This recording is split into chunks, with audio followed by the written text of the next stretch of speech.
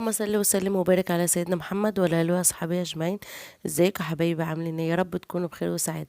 النهارده باذن الله هنعمل مع بعض السمك البلطي المقلي والسمك المشوي. معانا توم مهروس، معانا معلقه فلفل، هريسه الفلفل الاحمر اللي عملناها مع بعض. معانا كمون، بهارات سمك، كزبره، معلقه ملح، معلقتين كبار خل، معلقه اللهم صل وسلم وبارك على سيدنا محمد وعلى اله وصحبه اجمعين.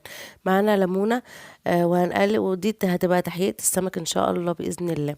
معانا هنا سمك اللي هو البولت الصغير ده للشوي، والسمك الكبير ده باذن الله القليه.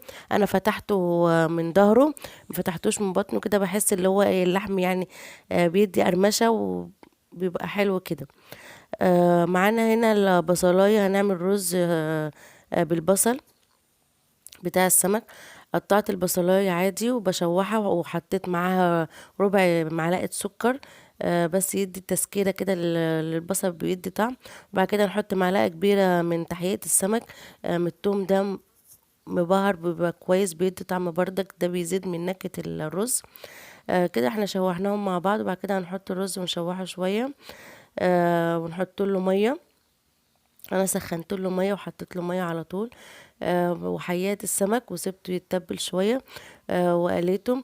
مرضيش اصور لكم السمك وهو بيشوي، كان مطلع بخار جامد جدا، ما كنتش عارفه اصور. انا شويته عادي برده.